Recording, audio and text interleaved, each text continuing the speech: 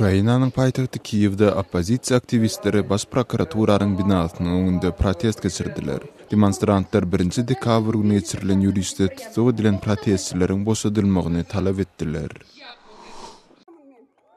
Kırgızstanda yüzlerce demonstrant o şäheriniň merkezi meýdançasynda ýygnanyp şäheriň häkimi Melis Mirzakmatowyň wezipesinden aýrylmagyna garşy protest geçirdi. Mirzakmatow häkimetden çetleşdirilen Kurmanbek Bakiýew bilen bir gatnaşyklary bolup wezipede taklanyp galan ýeke täki resmiydi. Täjikistanyň paýtagty Duşanbede resmiler gaşaň jaýlaryň guruljak ýerlerindäki taryhy binalary ýumurýarlar. Bu çäreler hökümeti degişli bolmady guramalaryň bildirýän protestlerine garamazdan hem amala asyrylýar.